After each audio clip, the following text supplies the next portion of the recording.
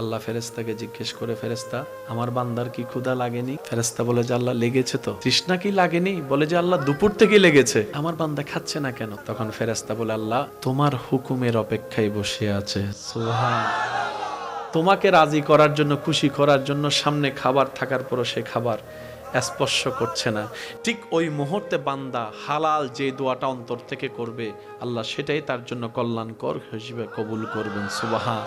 আমরা কখনো ভাবিনি আমরা রমজানে রোজা রেখে না খেয়ে থাকলে আল্লাহর লাভ কি, আমরা খাইলে আল্লাহর ক্ষতি কি, আল্লাহ কেন রমজান আমাদেরকে না খাওয়ার নির্দেশ দিয়েছেন আমরা ভাবিনি। জাপানের একজন স্বাস্থ্য বিজ্ঞানী গবেষণা করে দেখে প্রত্যেকটা মানুষকে সুস্থ থাকতে গেলে বছরে 1 মাস অন্তত খাবার কমাই দিতে হবে। উনি বলছেন কোন মানুষ যদি বছরে 12টি মাসের মধ্যে একটা মাস নিজের পেটকে নির্দিষ্ট সময় ক্ষুধার্ত রাখে, তখন সে পেটের ব্যাকটেরিয়া গুলা খাবার না পেয়ে এতদিন 11 মাসের খাবার যে আবর্জনা পেটে জমেছে ওগুলা খাওয়া শুরু করবে। এগুলা যখন খাওয়া শুরু করে মরা কোষ জিন্দা হওয়া শুরু করে। উনি পরামর্শ দিলেন প্রত্যেকটা মানুষকে সুস্থ যদি থাকতে চাও বছরে 1 মাস খাবার নিয়ন্ত্রণ করো। ওনাকে একজনে বলে, ভাই আপনি যে পরামর্শ দিয়েছেন এটা তো মুসলমানরা 1400 বছর ধরে পালন করে আসতেছে।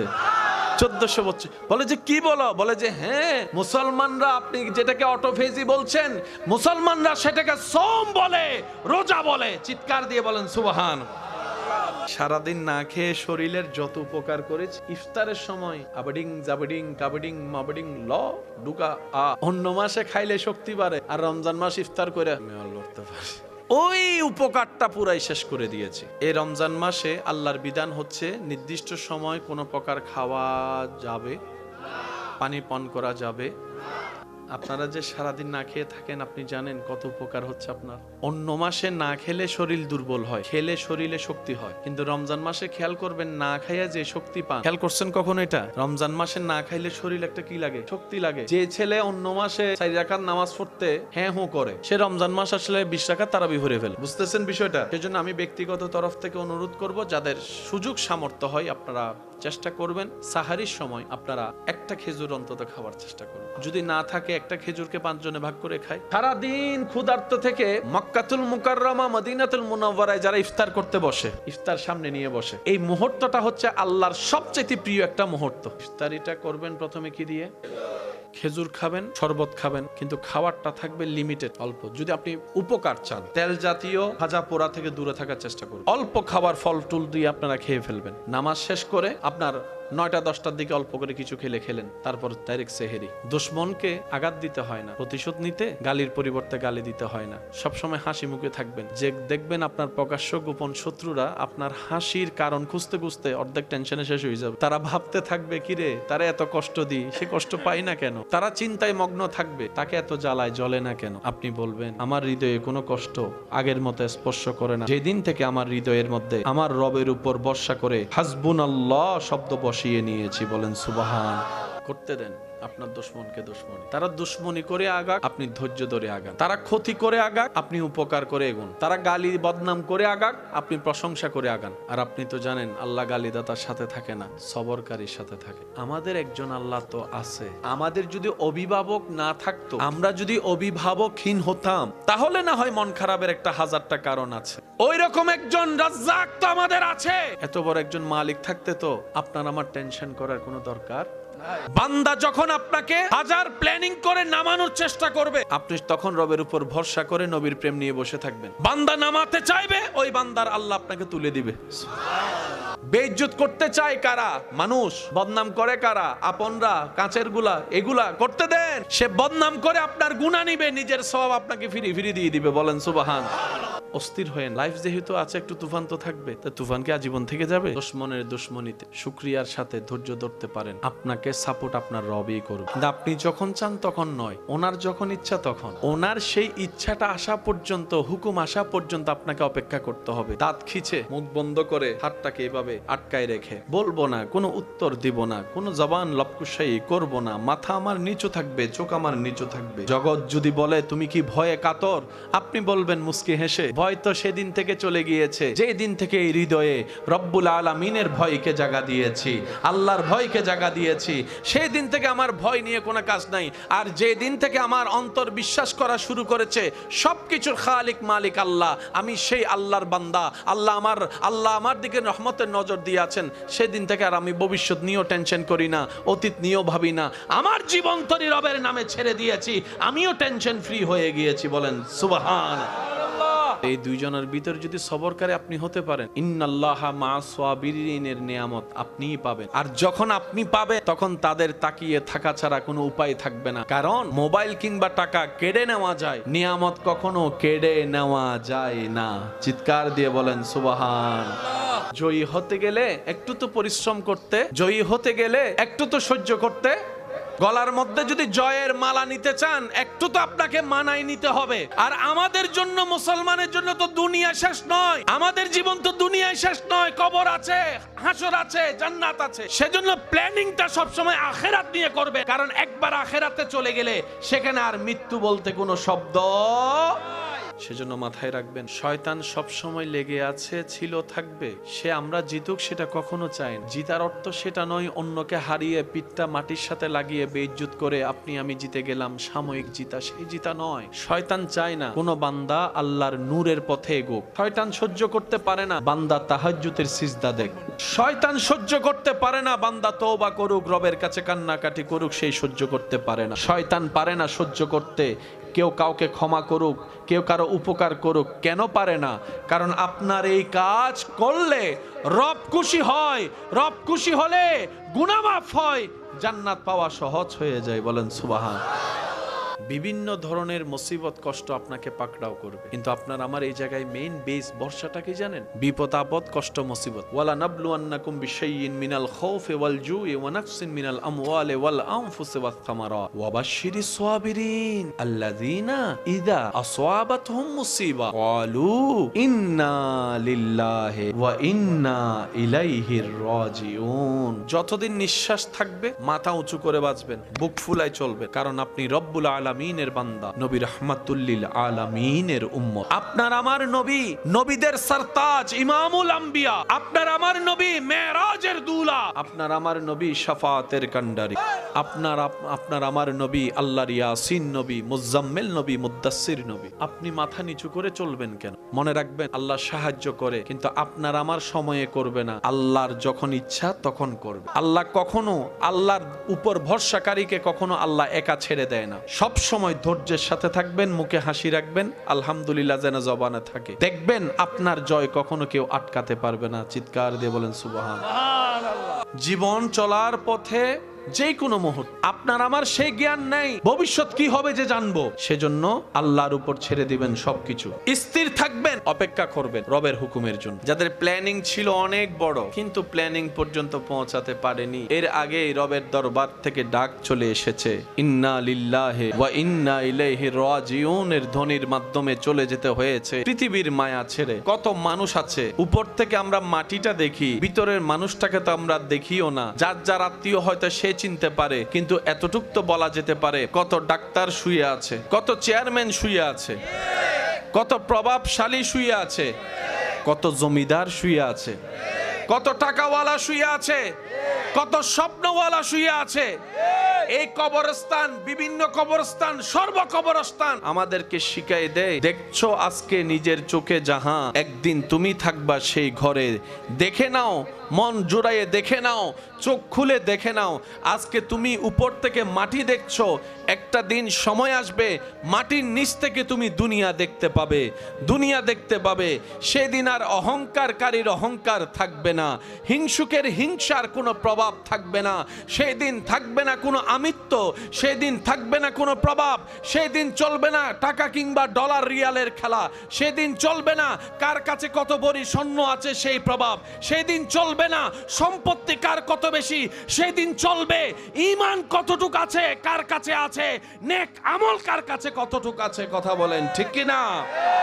তিনি সব বানিয়েছেন আদেশ দিয়ে, আপনাকে বানিয়েছেন নিজের কুদরতি হাত দিয়ে। সেজন্য সব সৃষ্টি সুন্দর, মানুষ একটু বেশি সুন্দর। কোন মানুষকে রঙের কারণে, শরীরের অবয়বের কারণে কিংবা চেহারার কারণে জাস্টিফাই করে কখনো মন্তব্য করবেন না। কে কালো কে সুন্দর, যে পার্থক্যটা আপনি আমি চোখ দিয়ে করি সেটা আসল পার্থক্য নয়। কারো গায়ের রং যদি কালো হয়, অর্থ কি জানেন? তার কালো রঙের দেখাটাই রবের পছন্দ বলে তাকে কালো রং দিয়েছেন। সুবহানাল্লাহ।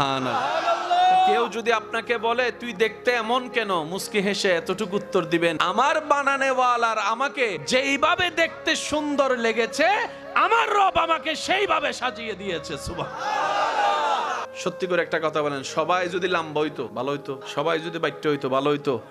আল্লাহ তাআলা মেজারমেন্ট করেছেন, এই পুরা পৃথিবীটাই হচ্ছে মেজারমেন্ট। আল্লাহর প্রত্যেকটা সৃষ্টিতে ব্যালেন্স, এমনকি আপনার হাঁটাও ব্যালেন্স। হাঁটার সময় খেয়াল করছেন হাঁটেন কি দিয়ে? হাত লড়েনি, আপনি লড়ান না লড়ে, না লড়লে আপনি শেষ। ডান পা যখন আপনি আগে দেন তখন কিন্তু আপনার বাম হাত কোন দিকে থাকে খেয়াল করে। আপনি যখন বাম পা দেন তখন ডান হাত চলে 50 কেজি 50 কেজি। আর আপনি যদি, আর এখন বুঝবেন আর্মিদের হাঁটা দেখছেন নি, এটা কি স্বাভাবিক হাঁটা নি? এরকম আপনি সারা জীবন হাঁটতে পারবেন? এই হাঁটা নিয়ে যুদ্ধ করতে পারবেন? ওইটা প্র্যাকটিসের জন্য ঠিক আছে, এটা স্বাভাবিক জীবনের জন্য ঠিক।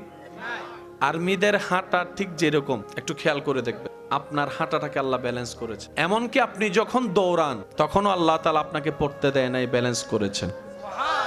ব্যাকটেরিয়া কেউ পছন্দ করে, কিন্তু আপনি জানেন ব্যাকটেরিয়া যদি আপনার শরীরে না থাকে আপনি বাঁচতেও পারবেন না। এই ব্যাকটেরিয়া কেউ টাকা দিয়ে কিনবে, কিন্তু এই ব্যাকটেরিয়া যদি আপনার শরীরে না থাকে আপনার শরীরের আর ব্যালেন্স ঠিক থাকবে না। ওই যে ছোট্ট ছোট্ট ব্যাকটেরিয়া যা চোখে দেখা যায় না, খালি চোখে, যেটা অণুবীক্ষণ যন্ত্র দিয়ে দেখতে হয়, সেই ব্যাকটেরিয়া আল্লাহ কারণ দিয়ে বানিয়েছেন।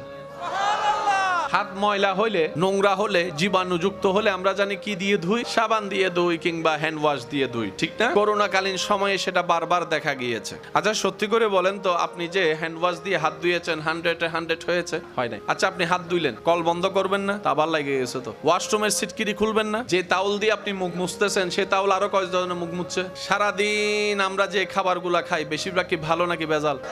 এই বডিটা আল্লাহ বানাইছে বলে এই ভেজালের ভিতরে এখনো টিকে আছে। আমাদের অক্সিজেনও ভেজাল, পানি তো, খাবারে, তরকারিতে, খাবারে, বার্গারে, পিজ্জায়, ফুচকায়, চটপটি, হাজার ভেজাল ঢুকার পরও যে এখন আপনি টিকে আছেন শুধু একমাত্র বডিটা আল্লাহ বানাইছে বলে। হাজার কিছু হজম করে ফেলতেছে, বডিটা বানাইছে কে? আল্লাহ। সেজন্য এখনো কি আছে? এটা যদি মেড ইন জাপানি হইতো, মেড ইন জাপানি কয় বছর যায়? বেশি জোর 15 থেকে 20 বছর। এরপর আগের মতো আর থাকে। আর আমগো যত বুড়া হয় তখনও চলে। অনেক 70-80 বছরের বুড়া তো বিয়েও করে, কারণ এটার ম্যানুফ্যাকচার করেছেন। আওয়াজ দিয়ে বলুন তিনি কে? সব কিছুর বানানেওয়ালা, এই বডির বানানেওয়ালা। কিন্তু একটু পার্থক্য আছে, একটা বান্দার প্ল্যানিং, একটা রবের প্ল্যানিং। কয় প্ল্যানিং? এই পর্যন্ত আপনারা আমরা যত যাই চলেছি বেশিরভাগ কি রবের প্ল্যানিং এ নাকি নিজেদের প্ল্যানিং এ? রবের প্ল্যানিং হলে তো কষ্ট পাওয়ার কথা না, রবের প্ল্যানিং হলে তো ফাঁসি দেওয়ার কোনো কথা না, রবের প্ল্যানিং হইলে তো কষ্ট ভুলার জন্য। আমরা অনেক সময় নিজের প্ল্যানিং গুলাকে রবের প্ল্যানিং ভেবে বসে থাকি। আল্লাহ কি কাউকে বলেছে হারাম সম্পর্কে জড়াতে? জড়াই কারা? সেকা খাই কারা? বেকা হই কারা? এই কষ্ট ভুলার জন্য নেশা করি আমরা। যতদিন বেঁচে থাকবেন মাথায় রাখবেন, একটা হচ্ছে রবের প্ল্যানিং, একটা বান্দার প্ল্যানিং। বান্দার প্ল্যানিং এ সবসময় 50-50 হতেও পারে, না হতে পারে, পাস করতেও পারি, ফেলও করতে পারি। যারা ব্যবসায় নেমেছেন অনেক টাকা পুঁজি দিয়ে, তারা তো লস করার জন্য নামে নাই, কিন্তু দেখা যায় আজকে যেটাকে ভালো মনে হয় কালকে সেটা দেখি যে খারাপ হয়ে সামনে চলে আসে। ফেরাউন যখন জেনেছে একটা পুত্র সন্তান হবে, যে পুত্র সন্তানের হাতে তার মৃত্যু, তখন সে কি করলো? ওই মৃত্যু থেকে, অপমান থেকে বাঁচার জন্য নির্দেশনা জারি করলো, যত পুত্র সন্তান হবে সবাইকে মেরে ফেলো। নাউজুবিল্লাহ। এদিকে মুসা নবী আল্লাহর পক্ষ থেকে আসলেন। মুসা নবীর মা কথাটা শুনলেন, শোনার পরে নিজের সন্তানকে সেভ করার জন্য ছোট্ট একটা বাক্সের উপর মুসা নবীকে রেখে আল্লাহর নামে ছেড়ে দিলেন। এবার বলেন পানির কোন উত্তর দক্ষিণ আছে? কোন দিকে গেলে কোন দিকে যাই উঠবে কোনো নির্দিষ্ট জায়গা আছে? পানিটার উপরে মুসা নবীর সে দেহ, বাচ্চা মুসা নবীর সে শরীর মোবারক ভাসতেছে। গিয়ে গিয়ে সেই ছোট্ট বক্সটা ওইখানে গিয়ে দাঁড়ালো যেখানে ফেরাউনের রাজসিংহাসনের সে দরজা। ঘরের মানুষ দেখলো, আদর করে তুললো। মুসাকে হত্যা করার জন্য ফেরাউন খুঁজতেছে, আর আল্লাহ হিকমত করে সেই ফেরাউনের ঘরেই মুসা নবীকে পাঠাই দিছে। আচ্ছা আচ্ছা এবার বলেন, মুসা নবীর মা আছে না নাই? মা ছেলে কি একসাথে না আলাদা? এটা কি কষ্টের না? এবার আল্লাহর হিকমত দেখেন, মুসা নবীর ব্যাপারে ঘরে যখন আসলো, ফেরাউনের মাথায় ভুলে গেল ওগুলা কথা। এখন বাচ্চার কান্নাতে দুধ লাগবে কি লাগবে না? দুধ খাওয়ানোর জন্য মা লাগবে কি লাগবে না? এবার ফেরাউন ঘোষণা দিল, যত বাচ্চার মা আসো সবাই আসো, যার বুকের দুধ ও খাবে সে আমার এই মহলে থাকবে। সেই লাইনের ভিতরে আল্লাহ মুসা নবীর মাকেও ঢুকে দিয়েছেন। এবার সব মা এসে দুধ দেয়, খায় না খায় না খায় না খায় না। মুসা নবীর মা এসে যখন দুধ দিয়েছেন, মুসা নবী খাওয়া শুরু করছে। ফেরাউন বলে যে আপনি এখানে থাকেন। মা সন্তানকে আল্লাহ পাক আবার এক করে দিয়েছেন। মনে রাখবেন, ইসলামের প্রত্যেকটা কাজ মানুষের জন্য উপকারী উপকারী উপকারী। বছরে কয় মাস? 12 মাসের মধ্যে রোজা কয় মাস? এই 1 মাস রোজার ভিতরে আমার যুবক ভাইয়ের একটু খেয়াল করবেন, রহমতের মাস, মাগফিরাতের মাস, নাজাতের মাস, ভালোবাসার মাস, প্রশান্তির মাস, ইবাদতের আগ্রহের মাস, মাহে রমাদান। এটা কি? তৃষ্ণা লাগলে কি খেতে হয়? এখানকার পানি যদি খেতে হয়, ঢাকার পানি, কুমিল্লার পানি, চট্টগ্রামের পানি, তাহলে একটু বাইরেই যাই। দুবাইয়ের পানি, লন্ডনের পানি, আফ্রিকার পানি, কানাডার পানি, লন্ডনের পানি, নিউজিল্যান্ডের পানি, আমেরিকার পানি, জমজমের পানি। এটার মেইন বেজ হচ্ছে H2, বলেন বলেন, H2O পানি। পৃথিবীর সমস্ত পানি আপনার হাতে যখন আসবে, জমজমের পানি যখন হাতে, কেন এই বসানো, কেন এই দাঁড়ানো? আল্লাহ আল্লাহ। মনে রাখবেন, যারা মক্কাতুল মুকাররমা মদিনাতুল মুনাওয়ারা গিয়েছেন বিশেষ করে রমজান মাসে, তারা আমার চাইতে আরো ভালো জানবে, বুঝাতে পারবে আপনাদেরকে। পৃথিবীর সমস্ত পানি তৃষ্ণা নিবারণ করে, কিন্তু জমজম এমন একটা কোয়ালিটিফুল পানি যেটা তৃষ্ণা নিবারণ করে, সুবহানাল্লাহ, যেটা ক্ষুধা নিবারণ করে, সুবহানাল্লাহ, যেটা শরীরে রোগ প্রতিরোধ ক্ষমতা বৃদ্ধি করে, সুবহানাল্লাহ, যেটা আপনার শরীরের বিতর্গত শক্তি বাড়িয়ে দেয়, সুবহানাল্লাহ। জমজম। সেজন্য যত পারবেন জমজম খাবেন। যদি ওখানে যান, আল্লাহ নেই আপনাকে, জমজম ছাড়া কোনো পানি ধরার দরকার। জমজমের এটার সৃষ্টি এখন থেকে নয়, অনেক আগে থেকে। আমাদের নবীজিকে আল্লাহর হুকুমে সিনা সাক করা হয়েছে, জমজমের পানি দিয়ে কলপ ধৌত করা হয়েছে। সেই পানিকে জিবরাইল আমিন আবার জমজম কূপে যেদিন থেকে ঢেলেছেন, সেদিন থেকে জমজম কূপের পানি আমরা দাঁড়িয়ে খাওয়া শুরু করেছি। কেমন শানওয়ালা নবীর উম্মত আল্লাহ আপনাকে আমাকে বানিয়েছেন। আপনি এখানে দাঁড়িয়েছেন নামাজে, কিন্তু ফেরেশতারা আপনার অবয়বকে ওখানে দেখা যাচ্ছে যে আপনি আল্লাহর দরবারের সামনে দাঁড়িয়ে আছেন। আপনি এখানে মাথা ঝুকালেন, নবী বলে কপাল মাটিতে লাগে না, রবের দরবারে গিয়ে লেগেছে। আপনি এখান থেকে ফিস ফিস করে বলছেন আলহামদুলিল্লাহি রাব্বিল আলামিন।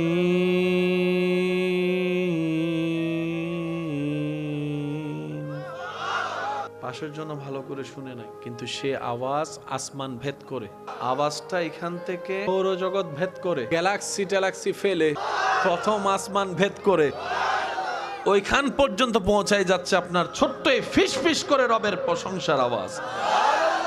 নবী রাহমাতুল্লিল আলামিনের উম্মত হওয়ার সুবাদে আল্লাহ তাআলা আপনাকে আমাকে জিরো থেকে হিরো বানিয়ে দিয়েছে। এবার সত্যি করে বলেন, রিজিক দেওয়ার মালিক কে?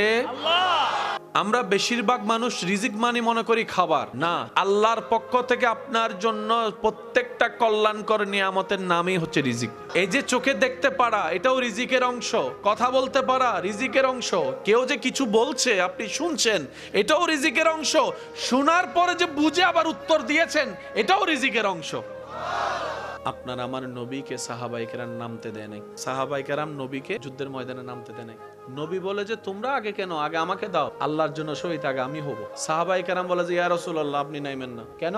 আপনি যদি নামেন যুদ্ধের মুভমেন্ট পাল্টাই যাবে। আমি কি এদিকে শত্রুর সাথে যুদ্ধ করব নাকি আপনার চেহারা মোবারক দেখব?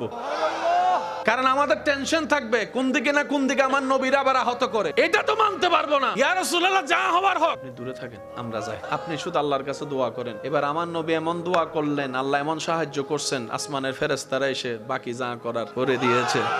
এখনো পর্যন্ত সেই বালির পাহাড়টা যেখানে বলা হয় যে ফেরেশতারা নাজিল হয়েছে আল্লাহর পক্ষ থেকে, এখনো সাক্ষী হয়ে মাথা উঁচু করে এখনো দাঁড়িয়ে আছে সেই পাহাড়, উহুদের পাহাড়ের সামনে। আপনার বদরের ময়দানে, বদরের ময়দানের পাশে চিৎকার দিয়ে বলেন না সুবহানাল্লাহ। তো ইসলাম এটা ভেসে আসা কোনো ধর্ম নয়, এটা সব দিক দিয়ে পারফেক্ট আমার জন্য। আমি ইসলামকে বোঝার চেষ্টা করি নাই, আমি ইসলামকে জানার চেষ্টা করি। আমাদের একটা ধর্ম আছে, সে ধর্মের নাম এই ইসলাম। লিখতে মোট 5টি হরফ, আলিফ সিন লাম আলিফ মিম। 5 হরফের সমন্বয়ে একটা শব্দ গঠিত, সেই শব্দটাই ধর্মের নামে উদ্ভাসিত। আর সে ধর্মের নামকরণ করেছেন স্বয়ং রব্বুল আলামিন নিজেই। আমাদের ধর্মের নাম ইসলাম হলো কেন? অন্য নামও তো হতে পারত। আজকে একটা কথা মাথায় রাখবেন, আল্লাহ তাআলার প্রত্যেকটা কাজে নিখুঁত কিছু কারণ থাকে, কারণ ছাড়া আল্লাহ কোনো কিছুই করে না। ইসলাম লিখতে কয় হরফ? 5 হরফের একটা শব্দ। আওয়াজ দিয়ে বলেন সেই শব্দের নাম কি? ইসলাম ধর্মের নাম রেখেছেন কে? আল্লাহ। ইন্নাদ-দীনা ইনদাল্লাহিল ইসলাম। এবার সেটিংটা কার? এবার প্রশ্ন করব, আপনারা উত্তর দিবেন। ধর্ম কি গরু ছাগলের জন্য, পশু পাখির জন্য, না মানুষের জন্য? মানুষের হেদায়েতের জন্য আল্লাহ আসমান থেকে কিছু নবী রাসূল পাঠাইছে কি পাঠাই নাই? আপনার জানা মতে পৃথিবীর বুকে সর্বপ্রথম যেই নবীটা এসেছে আপনার আমার জাতি, যেটা বাবা, সে বাবার নাম কি? জোরে বলেন। হযরত ইসলাম প্রচারের দায়িত্ব নবী রাসূলকে আল্লাহ দিছে কি দেয় নাই? এই নবী রাসূলের প্রথম এসেছেন হযরত আদম, শেষে একদম সবার শেষে এসেছেন আমাদের নবী হযরত মুহাম্মদ সাল্লাল্লাহু আলাইহি ওয়াসাল্লাম। আমাদের নবীর পরে কোন নবী নাই। আদম নবীর আগে কোন নবী নাই। দুনিয়াতে আসার সময় আদম নবী প্রথম, আমাদের নবী শেষ। আর ইসলাম প্রচারের দায়িত্ব কাদের? নবী রাসূলের। নবীদের ভিতর প্রথম এসেছেন হযরত আদম আলাইহিস সালাম, শেষে এসেছেন আমাদের নবী। ঠিক আছে, এবার অঙ্কটা মিলান। ধর্মের নাম কি? ইসলাম ধর্ম শুধু আমাদের নবীর না, মনে রাখবেন প্রত্যেকটা নবী রাসূলের ধর্ম একটাই। সুতরাং এটার চাইতে পুরাতন কোনো ধর্ম, যেটা আদম নবীর আগে কেউ নাই, ওনার ধর্মের আগে কোনো ধর্ম নাই। ওনার ধর্মই হচ্ছে ইসলাম। শুরু হয়েছে আদম নবী থেকে, কমপ্লিট হয়েছে আমাদের নবীর বেলায়। আল্লাহ সেই দৃশ্য কোরআনে এইভাবে বলে, আল-ইয়াউমা আকমালতু লাকুম দীনাকুম ওয়া আতমামতু আলাইকুম নি'মাতি। সুবহানাল্লাহ, মাশাআল্লাহ। ধর্ম কয়টা? এই ধর্ম প্রচারে কতজন নবী আসছে? লক্ষ লক্ষ। শুরু হচ্ছে আদম নবী থেকে, শেষ হচ্ছে আমাদের নবী। এবার আদম নবীর নামটা দেখেন, আলিফ দাল মিম। আমাদের নবীর নাম দেখেন, মিম হা মিম দাল। এবার ইসলাম নামটা খেয়াল করেন, আলিফ সিন লাম আলিফ মিম। প্রথম হরফ, শেষ হরফ মিম। বাস্তবতা দেখা যায় আদম নবীর আলিফ দিয়ে শুরু, আমাদের নবীর মিম দিয়ে শেষ। আদম নবীর আলিফ, আমাদের নবীর মিম। আলিফ দিয়ে শুরু, মিম দিয়ে শেষ, ইসলাম গঠিত হয়েছে। ইসলাম 5টি হরফের মাদ্দা হচ্ছে সিন লাম মিম। আচ্ছা, সবাই মিলে আমাকে একটা সালাম দাও। আসসালামু আলাইকুম ওয়া রাহমাতুল্লাহি ওয়া বারাকাতুহু। দিয়েছেন যেহেতু এটা সুন্নাহ, আমাকে উত্তর দিতে হবে। এটা হচ্ছে ওয়াজিব। ওয়াজিব মানে কি জানেন? এতটুকু বুঝেন। ওয়াজিব মানে হচ্ছে যে ওই যে আপনাদের এলাকায়, আমাদের সিডেঙ্গে বাসায় গার দড়ি উত্তর দেয়, মানে কেউ যদি সালাম দেয় আপনাকে উত্তর দিতে আপনি বাধ্য, এটার নাম ওয়াজিব। এই যে আপনারা আমাকে সালাম দিলেন, এটা তো মুসলমানদের একটা চরিত্র অভ্যাস, কিন্তু কখনো ভেবে দেখেছেন কেন সালাম দিতে হয়? আপনি বলবেন সওয়াব। আপনারা যে সালাম দিলেন, এই সালাম দেওয়ার প্রচলনটা কেন হয়েছে?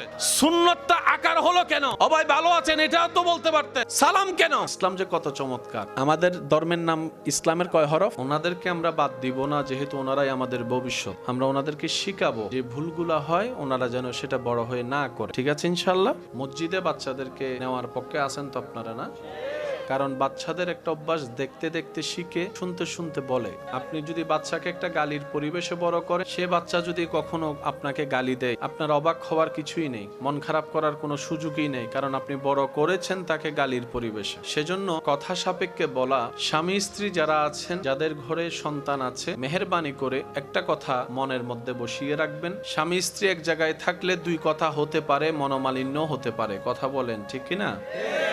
কিন্তু ওই মনোমালিন্য, ওই কথা যেন বাচ্চাদের সামনে আমরা আলোচনা না করি। আপনি হয়তো মনে করছেন ছোট্ট বাচ্চা কি বুঝে, মনে রাখবেন ছোট্ট বাচ্চারা আমাদের চাইতে আরো 10 গুণ বেশি বুঝে। আইফোন চালাতে পারে না এমন অনেক মানুষ এখানে আছে, দাদা নানা আছে, কিন্তু নাতি ঠিকই আইফোন থেকে মোটু ফাতলু বাইর করে ফেলছে। তো সেজন্য ছোট্ট বাচ্চাদের সামনে আমাদের চলন বলন করণ সবকিছুই যেন আদব এবং ভদ্রতার সাথে হয়, যেন বাচ্চাগুলো আমাদের এই পরিবেশটা পায় যেখান থেকে আদব শিক্ষা গ্রহণ করতে পারবে, সেই আদবটা পরবর্তী সময়ে অন্যের সামনে গিয়ে প্রেজেন্ট করতে পারবে। ওই প্রেজেন্টের কারণে যেন 10 জনে দেখে বলে ওনার মা বাবা ওনাকে খুব ভালো শিক্ষা দিয়েছে। যেটা আপনার আমার জন্য আনুষ্ঠানিকতা, কবরবাসীর জন্য এটা বড় মহা আনন্দের দিন।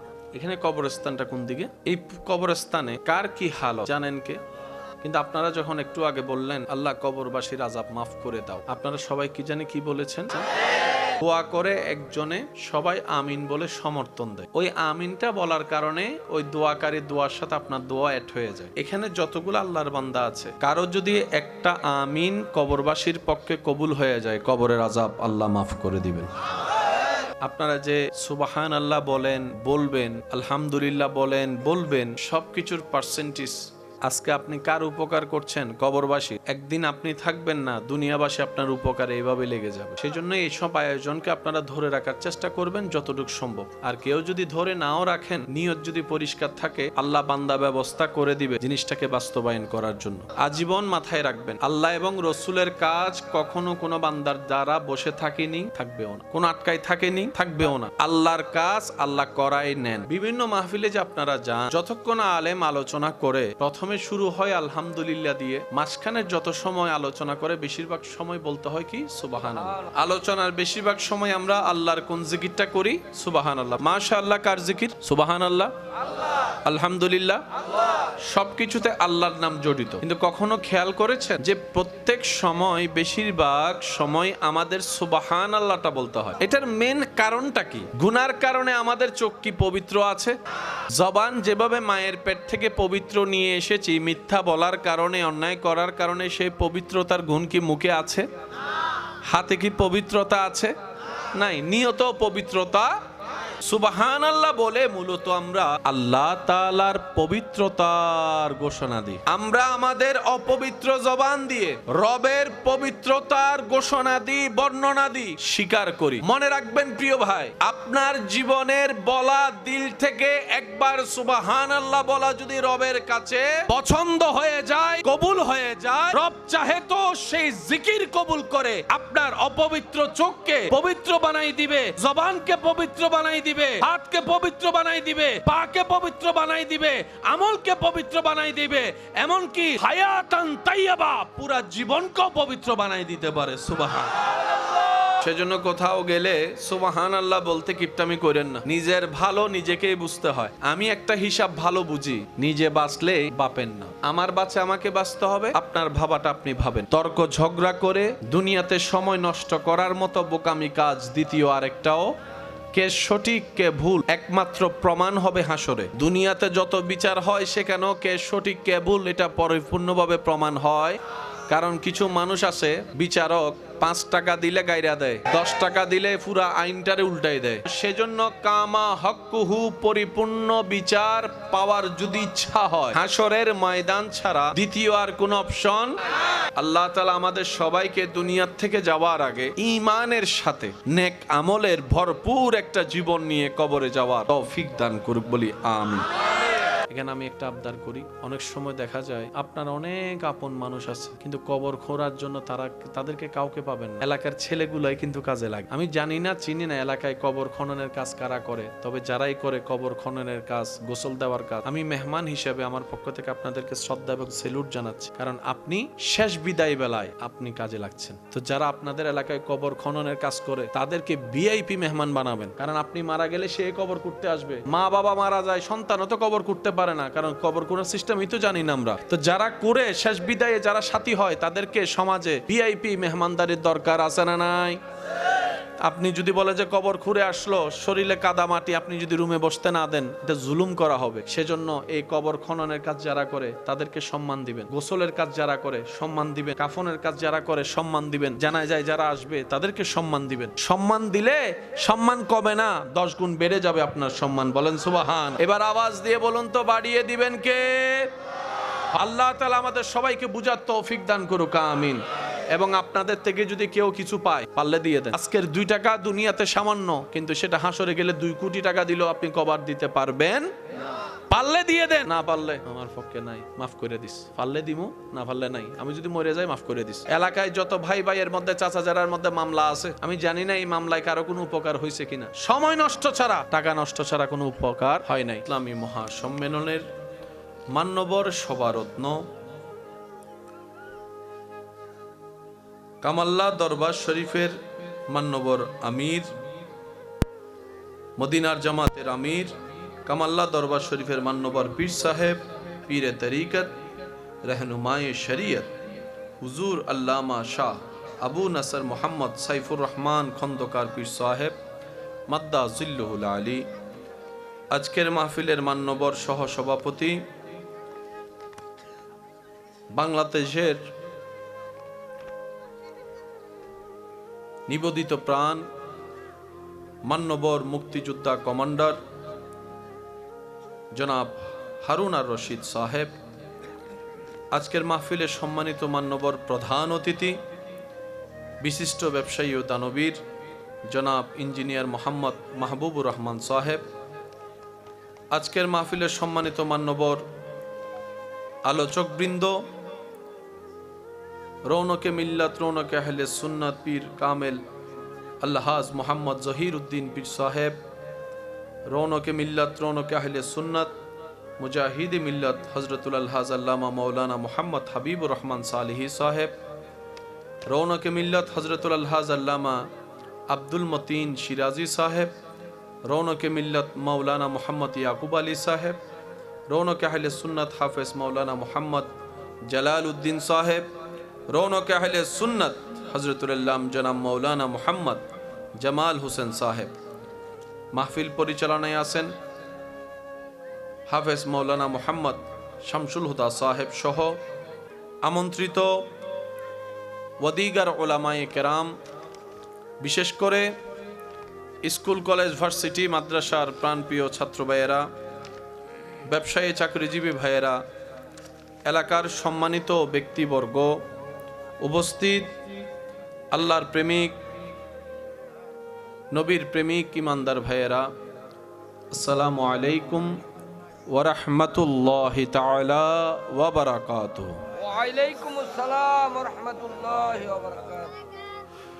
আল্লাহ পাকের রহমতের দরবার থেকে রহমত ভিক্ষা পাওয়ার আশায়, নিজেদের করা গুনাহ ক্ষমা পাওয়ার নিয়তে আপন আপন জায়গা থেকে রবের দরবারে দিলের সর্বোচ্চ আদব এবং ভালোবাসাকে সাথে নিয়ে শুকরের জবানে রবের দরবারে হাজিরা দেবার জন্য যাদের দিল চায় তারা একবার বলি আলহামদুলিল্লাহ। আল্লাহ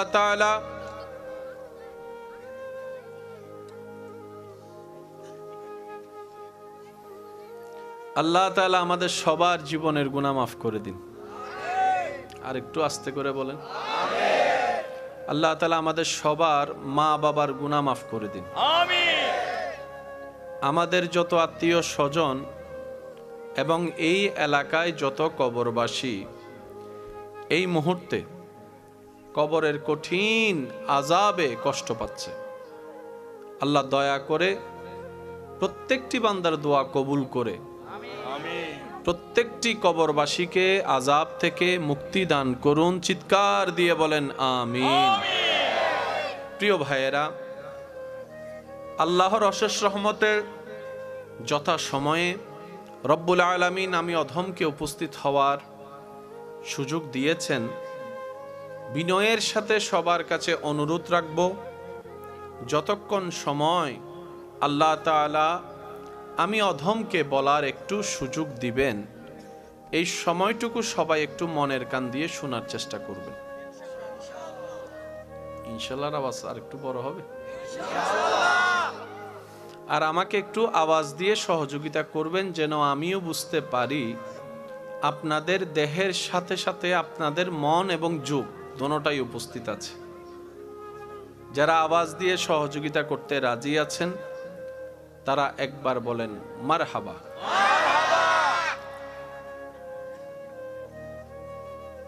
কবরবাসী রুহের মাগফিরাত উপলক্ষে যে আয়োজন, একটা কথা মনে রাখবেন, আপনার আমার জন্য এই সমস্ত আয়োজন যদিও একটা আনুষ্ঠানিকতা,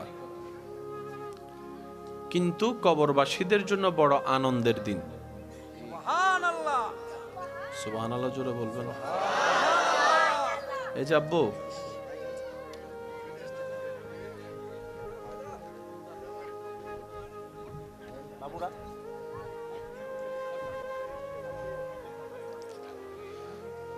লা ইলাহা ইল্লাল্লাহ, লা ইলাহা ইল্লাল্লাহ, পড়িয়ে লা ইলাহা ইল্লাল্লাহ, লা ইলাহা ইল্লাল্লাহ। সবাই একই আওয়াজে হক লা ইলাহা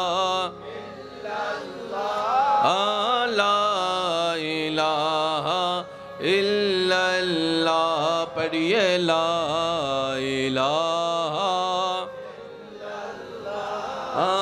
লা ইলাহা লা মওজুদা ইল্লাল্লাহ, লা মাশহুদা ইল্লাল্লাহ, লা মা'বুদা ইল্লাল্লাহ, লা ইলাহা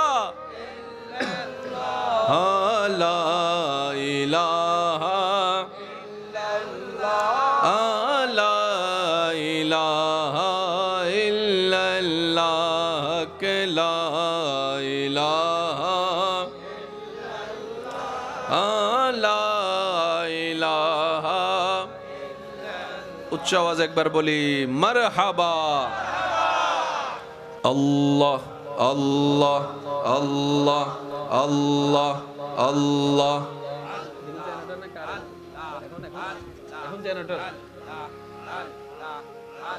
লা ইলাহা ইল্লাল্লাহ মুহাম্মাদুর রাসূলুল্লাহ। সবাই আওয়াজ দিয়ে বলি সাল্লাল্লাহু। নারে তাকবীর,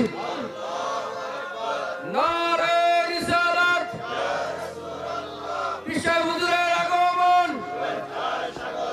মাহফিল কমিটির পক্ষ থেকে, যুব সমাজের পক্ষ থেকে লাল গোলাপ শুভেচ্ছা।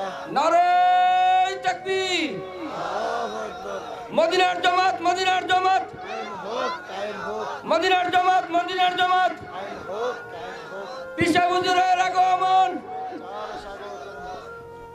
আমরা সকলে জবান খুলে বলি আলহামদুলিল্লাহ।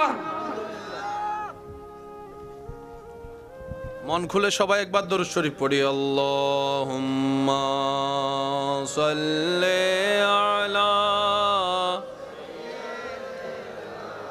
মাওলানা মুহাম্মদ ওয়া আলা আলি সাইয়্যিদিনা। জন্ম আমার নবীর যুগে হলে কেমন হতো। যুবক ভাইদের আওয়াজ একটু বড় হবে।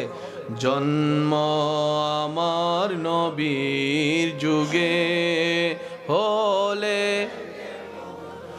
দু নয়নে রাসূল পাক দেখিলে কেমন হতো। দু নয়নে রাসূল পাক দেখিলে কেমন হতো। জন্ম আমার নবীর যুগে হলে, উচ্চ আওয়াজ একবার বলেন মারহাবা। পীর সাহেব হুজুর মাহফিলের মঞ্চে তশরিফ এনেছেন, স্বাগতম জানাই আরেকবার বলেন মারহাবা। আমার যুবক ভাইদের মনোযোগ আছে তো ইনশাআল্লাহ? আল্লাহ ফেরেশতাকে জিজ্ঞেস করে, ফেরেশতা আমার বান্দার কি ক্ষুধা লাগেনি? ফেরেশতা বলে যে আল্লাহ লেগেছে তো। তৃষ্ণা কি লাগেনি? বলে যে আল্লাহ দুপুর থেকে লেগেছে। আমার বান্দা খাচ্ছে না কেন? তখন ফেরেশতা বলে আল্লাহ তোমার হুকুমের অপেক্ষায় বসে আছে। সুবহান। তোমাকে রাজি করার জন্য, খুশি করার জন্য সামনে খাবার থাকার পরও সে খাবার স্পর্শ করছে না। ঠিক ওই মুহূর্তে বান্দা হালাল যে দোয়াটা অন্তর থেকে করবে, আল্লাহ সেটাই তার জন্য কল্যাণকর হিসেবে কবুল করবেন। সুবহান।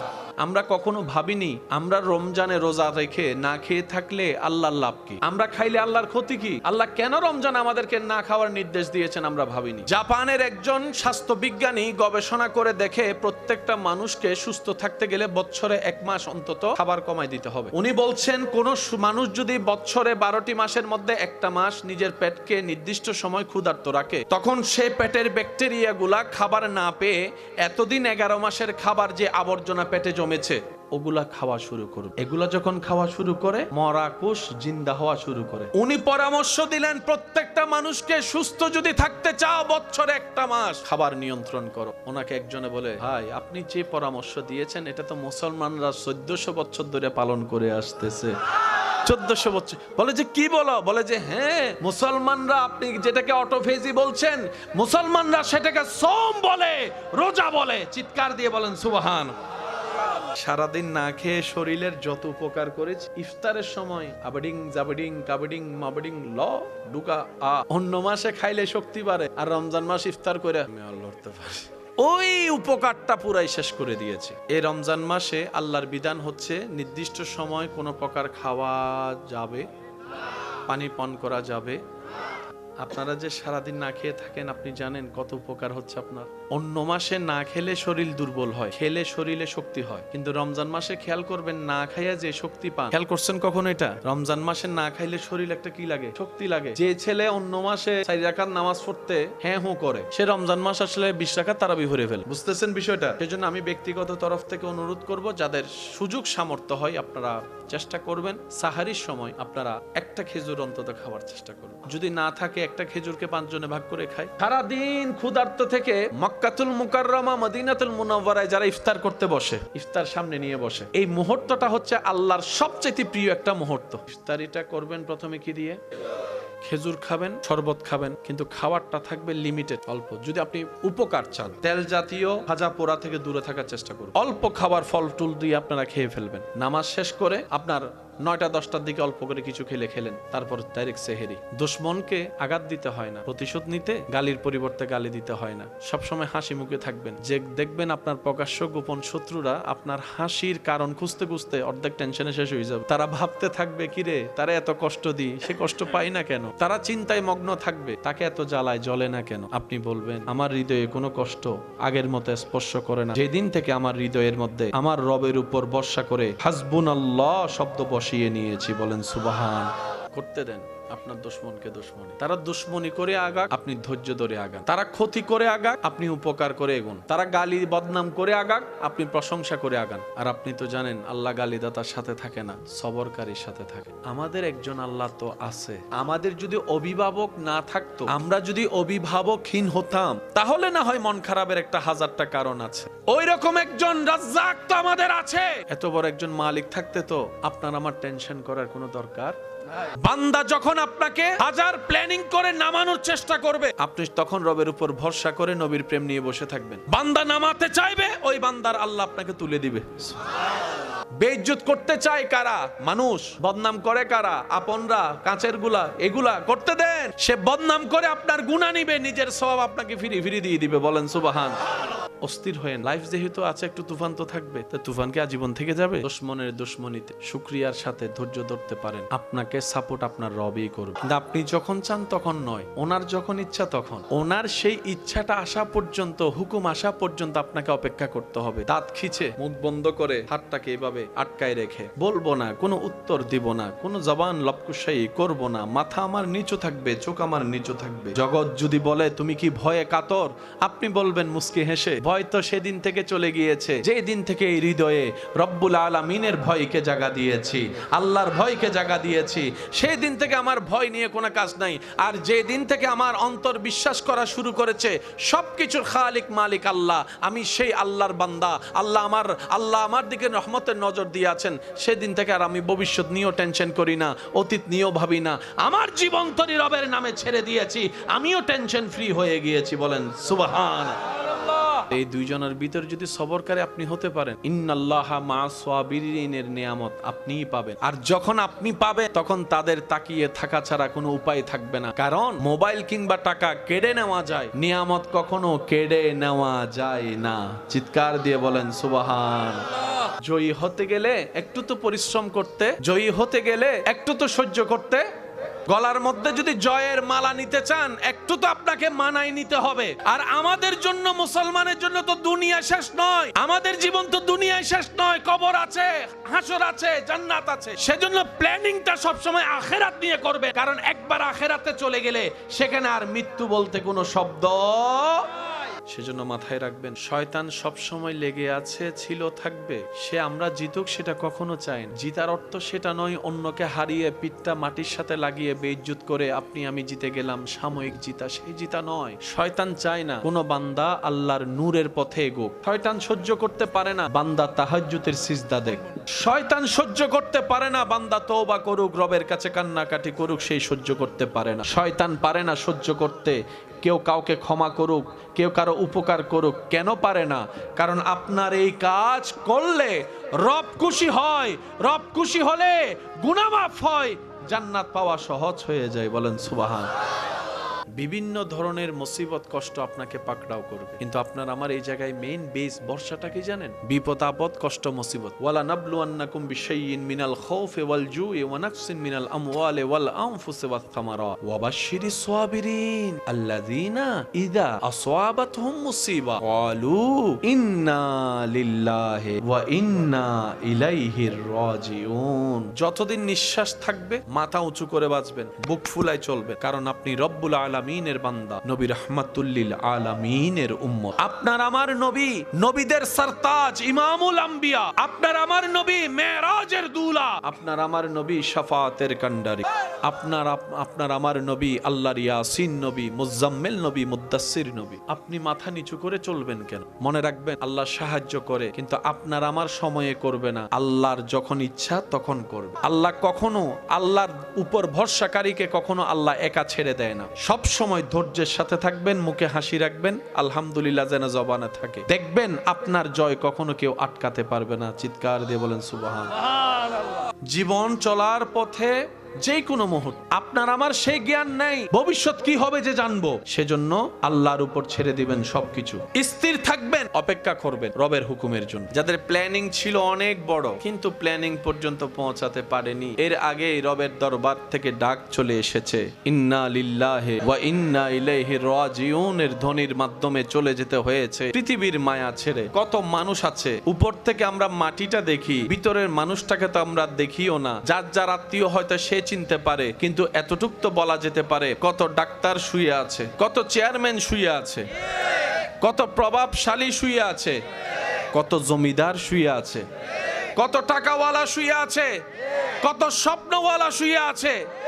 এই কবরস্থান, বিভিন্ন কবরস্থান, সর্ব কবরস্থান আমাদেরকে শিখাই দেয়, দেখছো আজকে নিজের চোখে যাহা, একদিন তুমি থাকবা সেই ঘরে। দেখে নাও, মন জোড়াইয়ে দেখে নাও, চোখ খুলে দেখে নাও। আজকে তুমি উপর থেকে মাটি দেখছো, একটা দিন সময় আসবে মাটির নিচ থেকে তুমি দুনিয়া দেখতে পাবে, দুনিয়া দেখতে পাবে। সেদিন আর অহংকারকারীর অহংকার থাকবে না, হিংসুকের হিংসার কোনো প্রভাব থাকবে না, সেদিন থাকবে না কোনো আমিত্ব, সেদিন থাকবে না কোনো প্রভাব, সেদিন চলবে না টাকা কিংবা ডলার রিয়ালের খেলা, সেদিন চলবে না কার কাছে কত ভরি স্বর্ণ আছে সেই প্রভাব, সেদিন চলবে না সম্পত্তি কার কত বেশি, সেদিন চলবে ঈমান কতটুক আছে কার কাছে আছে, নেক আমল কার কাছে কতটুক আছে। কথা বলেন ঠিক কিনা? তিনি সব বানিয়েছেন আদেশ দিয়ে, আপনাকে বানিয়েছেন নিজের কুদরতি হাত দিয়ে। সেজন্য সব সৃষ্টি সুন্দর, মানুষ একটু বেশি সুন্দর। কোন মানুষকে রঙের কারণে, শরীরের অবয়বের কারণে কিংবা চেহারার কারণে জাস্টিফাই করে কখনো মন্তব্য করবেন না। কে কালো কে সুন্দর, যে পার্থক্যটা আপনি আমি চোখ দিয়ে করি সেটা আসল পার্থক্য নয়। কারো গায়ের রং যদি কালো হয়, অর্থ কি জানেন? তার কালো রঙের দেখাটাই রবের পছন্দ বলে তাকে কালো রং দিয়েছেন। সুবহানাল্লাহ। কেউ যদি আপনাকে বলে তুই দেখতে এমন কেন, মুস্কি হেসে এতটুকু উত্তর দিবেন, আমার বানানেওয়ালার আমাকে যেইভাবে দেখতে সুন্দর লেগেছে, আমার রব আমাকে সেইভাবে সাজিয়ে দিয়েছে। সুবহানাল্লাহ। সত্যি করে একটা কথা বলেন, সবাই যদি লম্বা হইতো ভালো হইতো, সবাই যদি বাইট্য হইতো ভালো হইতো। আল্লাহ তাআলা মেজারমেন্ট করেছেন, এই পুরা পৃথিবীটাই হচ্ছে মেজারমেন্ট। আল্লাহর প্রত্যেকটা সৃষ্টিতে ব্যালেন্স, এমনকি আপনার হাঁটাও ব্যালেন্স। হাঁটার সময় খেয়াল করছেন হাঁটেন কি দিয়ে? হাত লড়েনি, আপনি লড়ান না লড়ে, না লড়লে আপনি শেষ। ডান পা যখন আপনি আগে দেন তখন কিন্তু আপনার বাম হাত কোন দিকে থাকে খেয়াল করে। আপনি যখন বাম পা দেন তখন ডান হাত চলে 50 কেজি 50 কেজি। আর আপনি যদি, আর এখন বুঝবেন, আর্মিদের হাঁটা দেখছেন নি? এটা কি স্বাভাবিক হাঁটা নি? এরকম আপনি সারা জীবন হাঁটতে পারবেন? এই হাঁটা নিয়ে যুদ্ধ করতে পারবেন? ওইটা প্র্যাকটিসের জন্য ঠিক আছে, এটা স্বাভাবিক জীবনের জন্য ঠিক। আর্মিদের হাঁটা ঠিক যেরকম, একটু খেয়াল করে দেখবেন আপনার হাঁটাটাকে আল্লাহ ব্যালেন্স করেছে। এমনকি আপনি যখন দৌড়ান তখনও আল্লাহ তাআলা আপনাকে পড়তে দেয় নাই, ব্যালেন্স করেছেন। ব্যাকটেরিয়া কেউ পছন্দ করে, কিন্তু আপনি জানেন ব্যাকটেরিয়া যদি আপনার শরীরে না থাকে আপনি বাঁচতেও পারবেন না। এই ব্যাকটেরিয়া কেউ টাকা দিয়ে কিনবে, কিন্তু এই ব্যাকটেরিয়া যদি আপনার শরীরে না থাকে আপনার শরীরের আর ব্যালেন্স ঠিক থাকবে না। ওই যে ছোট্ট ছোট্ট ব্যাকটেরিয়া যা চোখে দেখা যায় না, খালি চোখে, যেটা অণুবীক্ষণ যন্ত্র দিয়ে দেখতে হয়, সেই ব্যাকটেরিয়া আল্লাহ কারণ দিয়ে বানিয়েছেন। হাত ময়লা হলে, নোংরা হলে, জীবাণুযুক্ত হলে আমরা জানি কি দিয়ে ধুই? সাবান দিয়ে ধুই কিংবা হ্যান্ড ওয়াশ দিয়ে ধুই, ঠিক না? করোনাকালীন সময়ে সেটা বারবার দেখা গিয়েছে। আচ্ছা সত্যি করে বলেন তো, আপনি যে হ্যান্ড ওয়াশ দিয়ে হাত ধুয়েছেন 100 হয়েছে? হয় নাই। আচ্ছা আপনি হাত ধুইলেন, কল বন্ধ করবেন না? আবার লাগে গেছে তো। ওয়াশরুমের সিটকিরি খুলবেন না? যে তাওল দিয়ে আপনি মুখ মুছতেছেন সে তাওল আরো কয়েক ধরনের মুখ মুছছে। সারাদিন আমরা যে খাবারগুলা খাই বেশিরভাগ কি ভালো নাকি ভেজাল? এই বডিটা আল্লাহ বানাইছে বলে এই ভেজালের ভিতরে এখনো টিকে আছে। আমাদের অক্সিজেনও ভেজাল, পানি তো, খাবারে, তরকারিতে, খাবারে, বার্গারে, পিজ্জায়, ফুচকায়, চটপটি, হাজার ভেজাল ঢুকার পরও যে এখন আপনি টিকে আছেন শুধু একমাত্র বডিটা আল্লাহ বানাইছে বলে। হাজার কিছু হজম করে ফেলতেছে, বডিটা বানাইছে কে? আল্লাহ। সেজন্য এখনো কি আছে? এটা যদি মেড ইন জাপানি হইতো, মেড ইন জাপানি কয় বছর যায়? বেশি জোর 15 থেকে 20 বছর। এরপর আগের মতো আর থাকে। আর আমগো যত বুড়া হয় তখনও চলে। অনেক 70-80 বছরের বুড়া তো বিয়েও করে, কারণ এটার ম্যানুফ্যাকচার করেছেন। আওয়াজ দিয়ে বলুন তিনি কে? সব কিছুর বানানেওয়ালা, এই বডির বানানেওয়ালা। কিন্তু একটু পার্থক্য আছে, একটা বান্দার প্ল্যানিং, একটা রবের প্ল্যানিং। কয় প্ল্যানিং? এই পর্যন্ত আপনারা আমরা যত যাই চলেছি বেশিরভাগ কি রবের প্ল্যানিং এ নাকি নিজেদের প্ল্যানিং এ? রবের প্ল্যানিং হলে তো কষ্ট পাওয়ার কথা না, রবের প্ল্যানিং হলে তো ফাঁসি দেওয়ার কোনো কথা না, রবের প্ল্যানিং হইলে তো কষ্ট ভুলার জন্য। আমরা অনেক সময় নিজের প্ল্যানিং গুলাকে রবের প্ল্যানিং ভাবে বসে থাকি। আল্লাহ কি কাউকে বলেছে হারাম সম্পর্কে জড়াতে? জড়াই কারা? সেকা খাই কারা? বেকা হই কারা?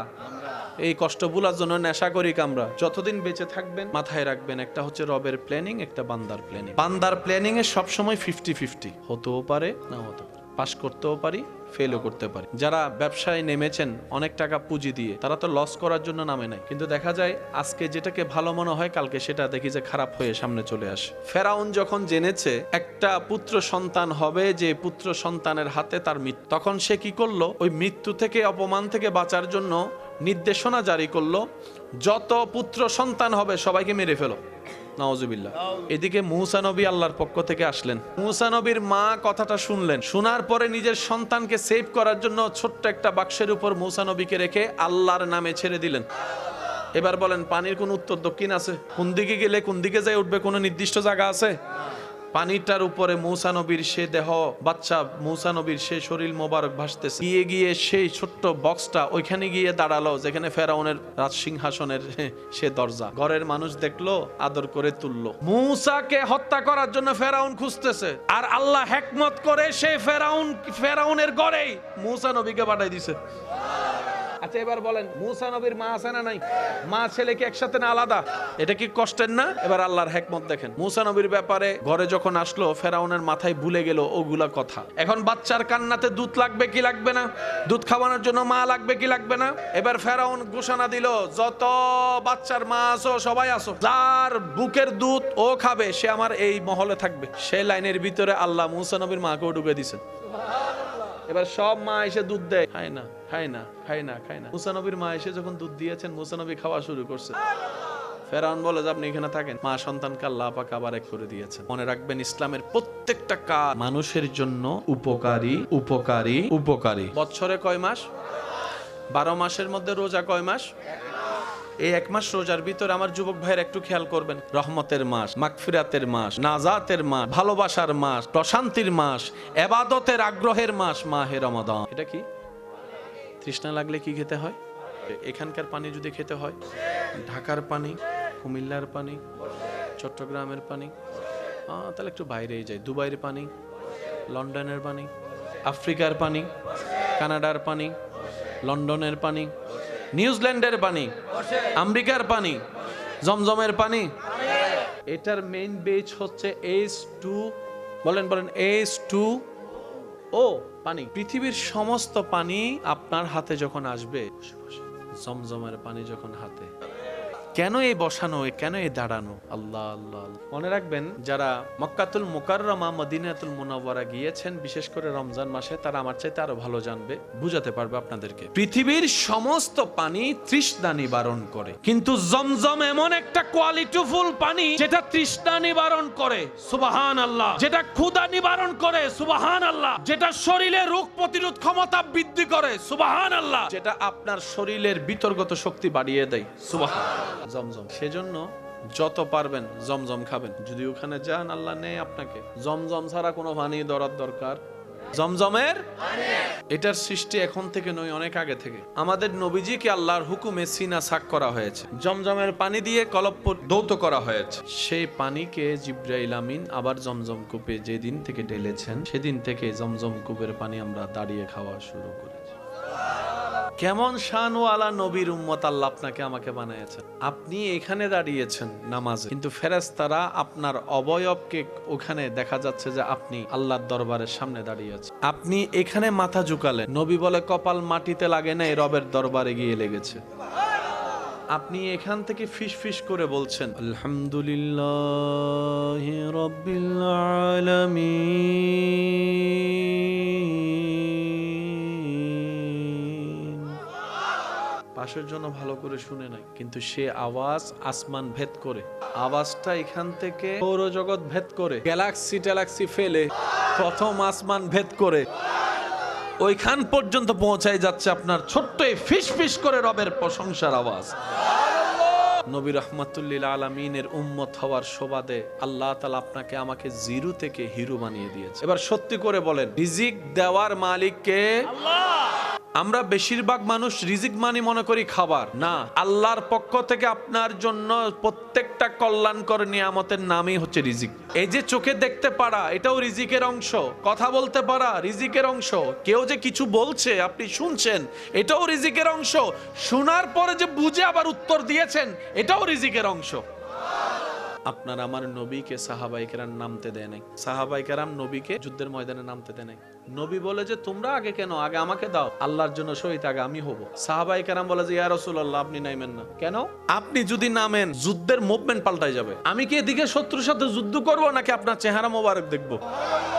কারণ আমাদের টেনশন থাকবে কোন দিকে না কোন দিকে আমার নবীরা আবার আহত করে, এটা তো মানতে পারবো না। ইয়া রাসূলুল্লাহ যা হবার হোক, আপনি দূরে থাকেন, আমরা যাই। আপনি শুধু আল্লাহর কাছে দোয়া করেন। এবার আমার নবী এমন দোয়া করলেন, আল্লাহ এমন সাহায্য করছেন, আসমানের ফেরেশতারা এসে বাকি যা করার করে দিয়েছে।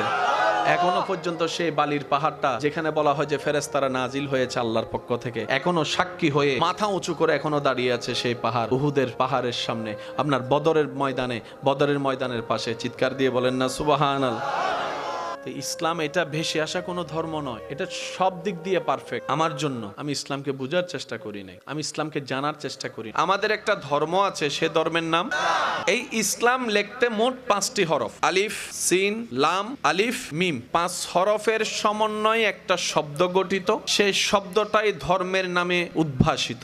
আর সে ধর্মের নামকরণ করেছেন স্বয়ং রব্বুল আলামিন নিজেই। আমাদের ধর্মের নাম ইসলাম হলো কেন? অন্য নামও তো হতে পারত। আজকে একটা কথা মাথায় রাখবেন, আল্লাহ তাআলার প্রত্যেকটা কাজে নিখুঁত কিছু কারণ থাকে, কারণ ছাড়া আল্লাহ কোনো কিছুই করে না। ইসলাম লিখতে কয় হরফ? 5 হরফের একটা শব্দ। আওয়াজ দিয়ে বলেন সেই শব্দের নাম কি? ইসলাম ধর্মের নাম রেখেছেন কে? আল্লাহ। ইন্নাদ-দীনা ইনদাল্লাহিল ইসলাম। এবার সেটিংটা কার? এবার প্রশ্ন করব, আপনারা উত্তর দিবেন। ধর্ম কি গরু ছাগলের জন্য, পশু পাখির জন্য, না মানুষের জন্য? মানুষের হেদায়েতের জন্য আল্লাহ আসমান থেকে কিছু নবী রাসূল পাঠাইছে কি পাঠাই নাই?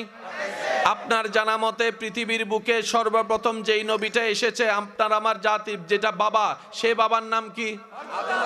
জোরে বলেন। হযরত ইসলাম প্রচারের দায়িত্ব নবী রাসূলকে আল্লাহ দিছে কি দেয় নাই? এই নবী রাসূলের প্রথম এসেছেন হযরত আদম, শেষে একদম সবার শেষে এসেছেন আমাদের নবী হযরত মুহাম্মদ সাল্লাল্লাহু আলাইহি ওয়াসাল্লাম। আমাদের নবীর পরে কোন নবী নাই। আদম নবীর আগে কোন নবী নাই। দুনিয়াতে আসার সময় আদম নবী প্রথম, আমাদের নবী শেষ। আর ইসলাম প্রচারের দায়িত্ব কাদের? নবী রাসূলের। নবীদের ভিতর প্রথম এসেছেন হযরত আদম আলাইহিস সালাম, শেষে এসেছেন আমাদের নবী। ঠিক আছে, এবার অঙ্কটা মিলান। ধর্মের নাম কি? ইসলাম ধর্ম শুধু আমাদের নবীর না, মনে রাখবেন প্রত্যেকটা নবী রাসূলের ধর্ম একটাই। সুতরাং এটার চাইতে পুরাতন কোনো ধর্ম, যেটা আদম নবীর আগে কেউ নাই, ওনার ধর্মের আগে কোনো ধর্ম নাই। ওনার ধর্মই হচ্ছে ইসলাম। শুরু হয়েছে আদম নবী থেকে, কমপ্লিট হয়েছে আমাদের নবীর বেলায়। আল্লাহ সেই দৃশ্য কোরআনে এইভাবে বলে, আল-ইয়াউমা আকমালতু লাকুম দীনাকুম ওয়া আতমামতু আলাইকুম নি'মাতি। সুবহানাল্লাহ, মাশাআল্লাহ। ধর্ম কয়টা? এই ধর্ম প্রচারে কতজন নবী আসছে? লক্ষ লক্ষ। শুরু হচ্ছে আদম নবী থেকে, শেষ হচ্ছে আমাদের নবী। এবার আদম নবীর নামটা দেখেন, আলিফ দাল মিম। আমাদের নবীর নাম দেখেন, মিম হা মিম দাল। এবার ইসলাম নামটা খেয়াল করেন, আলিফ সিন লাম আলিফ মিম। প্রথম হরফ, শেষ হরফ মিম। বাস্তবতা দেখা যায় আদম নবীর আলিফ দিয়ে শুরু, আমাদের নবীর মিম দিয়ে শেষ। আদম নবীর আলিফ, আমাদের নবীর মিম। আলিফ দিয়ে শুরু, মিম দিয়ে শেষ, ইসলাম গঠিত হয়েছে। ইসলাম 5টি হরফের মাদ্দা হচ্ছে সিন লাম মিম। আচ্ছা, সবাই মিলে আমাকে একটা সালাম দাও। আসসালামু আলাইকুম ওয়া রাহমাতুল্লাহি ওয়া বারাকাতুহু। দিয়েছেন যেহেতু এটা সুন্নাত, আমাকে উত্তর দিতে হবে। এটা হচ্ছে ওয়াজিব। ওয়াজিব মানে কি জানেন? এতটুকু বুঝেন। ওয়াজিব মানে হচ্ছে যে ওই যে আপনাদের এলাকায়, আমাদের সিডেঙ্গে বাসায় গাঁর দড়ি উত্তর দেয়, মানে কেউ যদি সালাম দেয় আপনাকে উত্তর দিতে আপনি বাধ্য, এটার নাম ওয়াজিব। এই যে আপনারা আমাকে সালাম দিলেন, এটা তো মুসলমানদের একটা চরিত্র অভ্যাস, কিন্তু কখনো ভেবে দেখেছেন কেন সালাম দিতে হয়? আপনি বলবেন সওয়াব। আপনারা যে সালাম দিলেন, এই সালাম দেওয়ার প্রচলনটা কেন হয়েছে? সুন্নতটা আকার হলো কেন? ও ভাই ভালো আছেন, এটাও তো বলতে পারতেন। সালাম কেন? ইসলাম যে কত চমৎকার। আমাদের ধর্মের নাম ইসলামের কয় হরফ? ওনাদেরকে আমরা বাদ দিব না, যেহেতু ওনারাই আমাদের ভবিষ্যৎ। আমরা ওনাদেরকে শিখাবো যে ভুলগুলা হয় ওনারা যেন সেটা বড় হয়ে না করে। ঠিক আছে ইনশাআল্লাহ। মসজিদে বাচ্চাদেরকে নেওয়ার পক্ষে আছেন তো আপনারা? না, কারণ বাচ্চাদের একটা অভ্যাস, দেখতে দেখতে শিখে, শুনতে শুনতে বলে। আপনি যদি বাচ্চাকে একটা গালির পরিবেশে বড় করে, সে বাচ্চা যদি কখনো আপনাকে গালি দেয়, আপনার অবাক হওয়ার কিছুই নেই, মন খারাপ করার কোনো সুযোগই নেই, কারণ আপনি বড় করেছেন তাকে গালির পরিবেশে। সেজন্য কথা সাপেক্ষে বলা, স্বামী স্ত্রী যারা আছেন, যাদের ঘরে সন্তান আছে, মেহেরবানি করে একটা কথা মনের মধ্যে বসিয়ে রাখবেন। স্বামী স্ত্রী এক জায়গায় থাকলে 2 কথা হতে পারে, মনোমালিন্য হতে পারে। কথা বলেন ঠিক কিনা?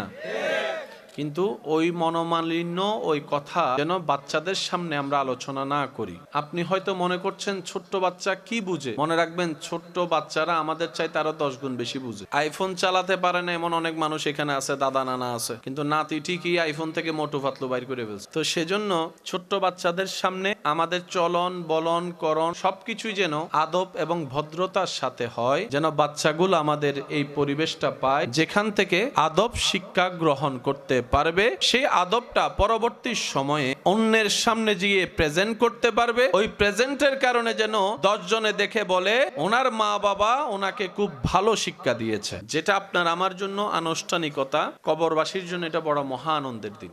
এখানে কবরস্থানটা কোন দিকে? এই কবরস্থানে কার কি হাল জানেন কে? কিন্তু আপনারা যখন একটু আগে বললেন আল্লাহ কবরবাসীর আযাব মাফ করে দাও, আপনারা সবাই কি জানে কি বলেছেন?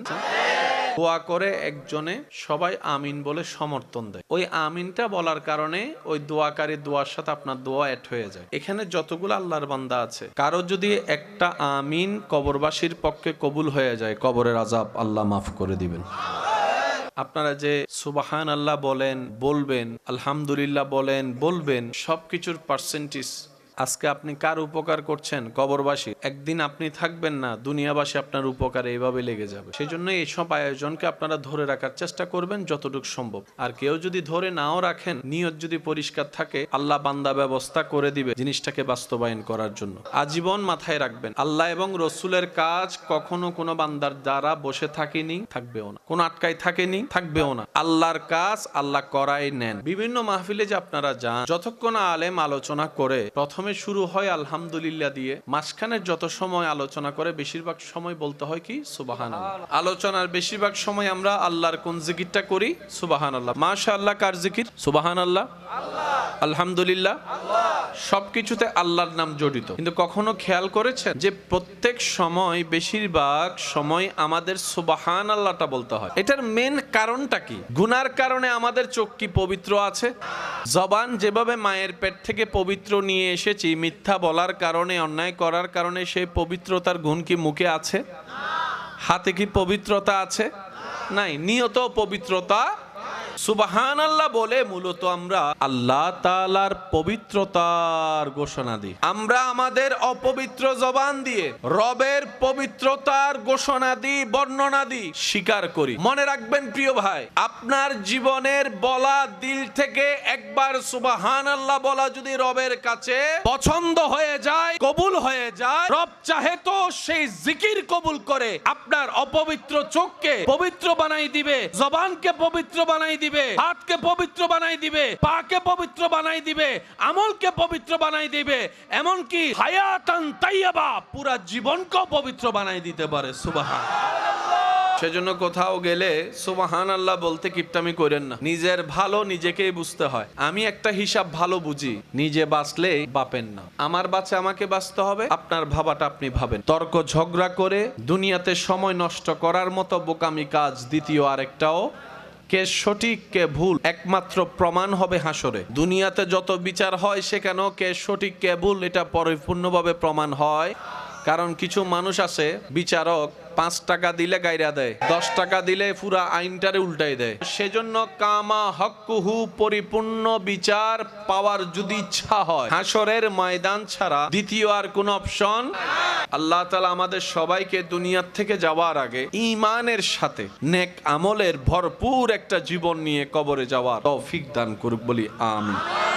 এখানে আমি একটা আবদার করি, অনেক সময় দেখা যায় আপনার অনেক আপন মানুষ আছে, কিন্তু কবর খোঁড়ার জন্য তাদেরকে কাউকে পাবেন না। এলাকার ছেলেগুলাই কিন্তু কাজে লাগে। আমি জানি না, চিনি না এলাকায় কবর খননের কাজ কারা করে, তবে যারাই করে কবর খননের কাজ, গোসল দেওয়ার কাজ, আমি মেহমান হিসেবে আমার পক্ষ থেকে আপনাদেরকে শ্রদ্ধা এবং সেলুট জানাচ্ছি। কারণ আপনি শেষ বিদায় বেলায় আপনি কাজে লাগছেন। তো যারা আপনাদের এলাকায় কবর খননের কাজ করে তাদেরকে ভিআইপি মেহমান বানাবেন। কারণ আপনি মারা গেলে সে কবর করতে আসবে। মা বাবা মারা যায়, সন্তানও তো কবর করতে পারে না, কারণ কবর কোরার সিস্টেমই তো জানি না আমরা। তো যারা করে শেষ বিদায়ে যারা সাথী হয় তাদেরকে সমাজে ভিআইপি মেহমানদারির দরকার আছে না নাই? আপনি যদি বলে যে কবর খুঁড়ে আসলো, শরীরে কাদা মাটি, আপনি যদি রুমে বসতে না দেন, এটা জুলুম করা হবে। সেজন্য এই কবর খননের কাজ যারা করে তাদেরকে সম্মান দিবেন, গোসলের কাজ যারা করে সম্মান দিবেন, কাফনের কাজ যারা করে সম্মান দিবেন, জানাজায় যারা আসবে তাদেরকে সম্মান দিবেন। সম্মান দিলে সম্মান কমে না, 10 গুণ বেড়ে যাবে আপনার সম্মান। বলেন সুবহান। এবার আওয়াজ দিয়ে বলুন তো, বাড়িয়ে দিবেন কে? আল্লাহ তাআলা আমাদের সবাইকে বুঝার তৌফিক দান করুক, আমিন। এবং আপনাদের থেকে যদি কেউ কিছু পায়, পারলে দিয়ে দেন। আজকের 2 টাকা দুনিয়াতে সামান্য, কিন্তু সেটা হাসরে গেলে 2 কোটি টাকা দিলেও আপনি কবর দিতে পারবেন না। পারলে দিয়ে দেন, না পারলে আমার পক্ষে নাই, মাফ করে দিস। পারলে দিমু, না পারলে নাই। আমি যদি মরে যাই মাফ করে দিস। এলাকায় যত ভাই ভাইয়ের মধ্যে, চাচা যারার মধ্যে মামলা আছে, আমি জানি না এই মামলায় কারো কোনো উপকার হয়েছে কিনা। সময় নষ্ট ছাড়া, টাকা নষ্ট ছাড়া কোনো উপকার হয় নাই। ইসলামী মহাসম্মেলনের মান্যবর সভারত্ন কামাল্লা দরবার শরীফের মান্যবর আমির, মদিনার জামাতের আমির, কামাল্লা দরবার শরীফের মান্যবর পীর সাহেব, পীরে তরিকত, रहनुमाए शरीयत হুজুর আল্লামা শাহ আবু নাসর মোহাম্মদ সাইফুর রহমান খন্দকার পীর সাহেব মাদ্দা জিল্লুহুল আলী, আজকের মাহফিলের মান্যবর সহ সভাপতি, বাংলাদেশের নিবেদিত প্রাণ মান্যবর মুক্তিযোদ্ধা কমান্ডার জনাব হারুন আর রশিদ সাহেব, আজকের মাহফিলের সম্মানিত মান্যবর প্রধান অতিথি বিশিষ্ট ব্যবসায়ী ও দানবীর জনাব ইঞ্জিনিয়ার মোহাম্মদ মাহবুবুর রহমান সাহেব, আজকের মাহফিলের সম্মানিত মান্যবর আলোচকবৃন্দ, রৌনকে মিল্লাত, রৌনকে আহলে সুন্নাত পীর কামেল আল্লাহাজ মোহাম্মদ জহির উদ্দিন পীর সাহেব, রৌনকে মিল্লাত, রৌনকে আহলে সুন্নাত মুজাহিদ মিল্লাত হজরতুল আলহাজ আল্লামা মৌলানা মোহাম্মদ হাবিবুর রহমান সালিহি সাহেব, রৌনকে মিল্লাত হজরতুল আলহাজ আল্লামা আব্দুল মতিন সিরাজি সাহেব, রৌনকে মিল্লাত মৌলানা মোহাম্মদ ইয়াকুব আলী সাহেব, রৌনকে আহলে সুন্নাত হাফেজ মৌলানা মোহাম্মদ জালাল উদ্দিন সাহেব, রৌনকে আহলে সুন্নাত হজরতুল আল্লাম জনাব মৌলানা মোহাম্মদ জামাল হোসেন সাহেব। মাহফিল পরিচালনায় আছেন হাফেজ মৌলানা মোহাম্মদ শামসুল হুদা সাহেব সহ আমন্ত্রিত ওয়াদিগার ওলামায়ে কেরাম, বিশেষ করে স্কুল কলেজ ভার্সিটি মাদ্রাসার প্রাণপ্রিয় ছাত্র ভাইয়েরা, ব্যবসায়ী চাকরিজীবী ভাইয়েরা, এলাকার সম্মানিত ব্যক্তিবর্গ, উপস্থিত আল্লাহর প্রেমিক, নবীর প্রেমিক ইমানদার ভাইয়েরা, আসসালামু আলাইকুম ওয়া রাহমাতুল্লাহি তাআলা ওয়া বারাকাতুহু। ওয়ালাইকুম আসসালাম ওয়া রাহমাতুল্লাহি ওয়া বারাকাতুহু। আল্লাহ পাকের রহমতের দরবার থেকে রহমত ভিক্ষা পাওয়ার আশায়, নিজেদের করা গুনাহ ক্ষমা পাওয়ার নিয়তে আপন আপন জায়গা থেকে রবের দরবারে দিলের সর্বোচ্চ আদব এবং ভালোবাসাকে সাথে নিয়ে শুকরের জবানে রবের দরবারে হাজিরা দেবার জন্য যাদের দিল চায় তারা একবার বলি আলহামদুলিল্লাহ। আল্লাহ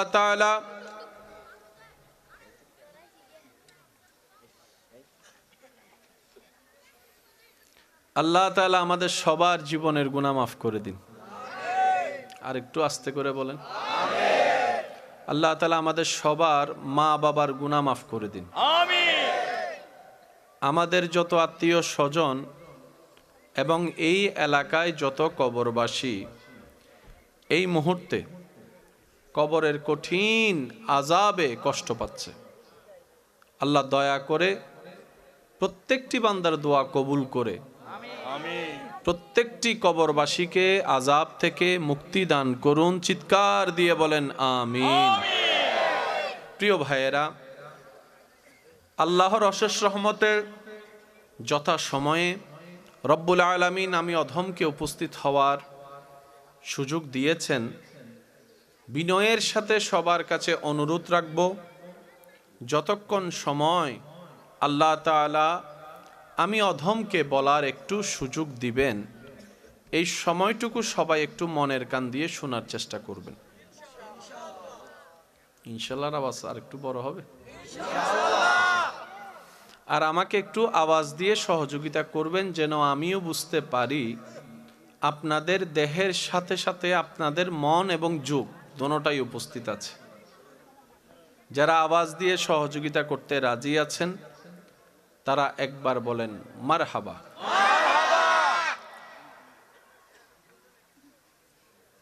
কবরবাসী রুহের মাগফিরাত উপলক্ষে যে আয়োজন, একটা কথা মনে রাখবেন, আপনার আমার জন্য এই সমস্ত আয়োজন যদিও একটা আনুষ্ঠানিকতা, কিন্তু কবরবাসীদের জন্য বড় আনন্দের দিন। সুবহানাল্লাহ। সুবহানাল্লাহ জোরে বলবেন। এই যে আব্বু,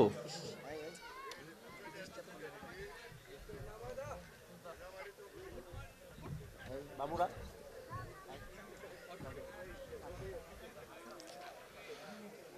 লা ইলাহা ইল্লাল্লাহ, লা ইলাহা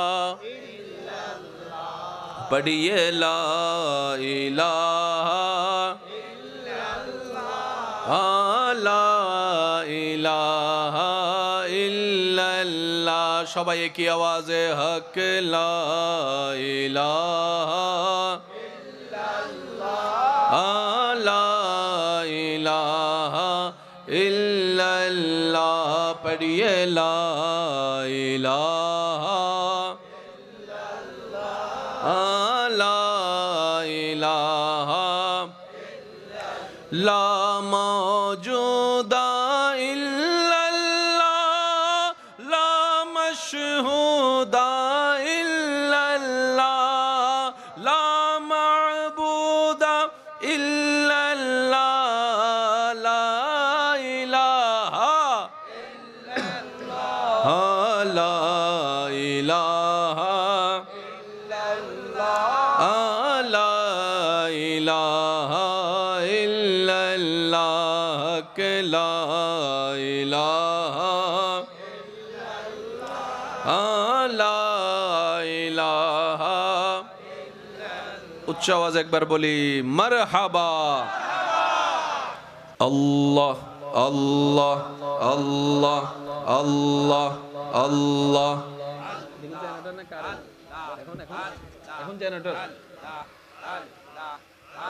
লা ইলাহা ইল্লাল্লাহু মুহাম্মাদুর রাসূলুল্লাহ।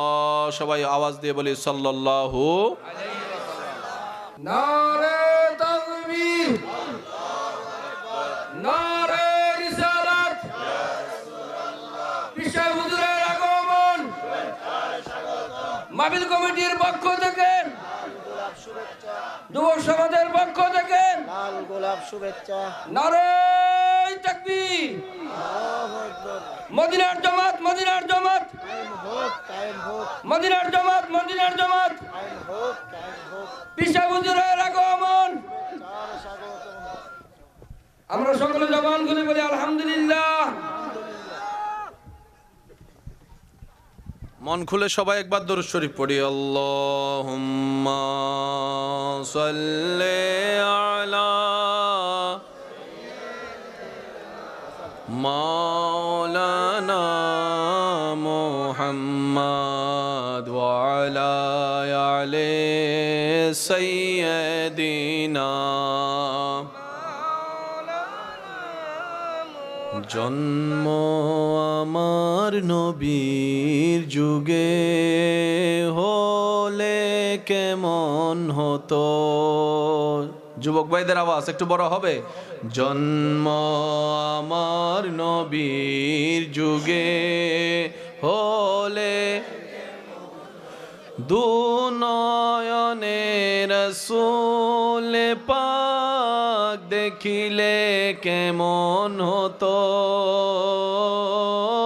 দু নয়নে রাসূল পাক দেখিলে কেমন হতো। জন্ম আমার নবীর যুগে হলে,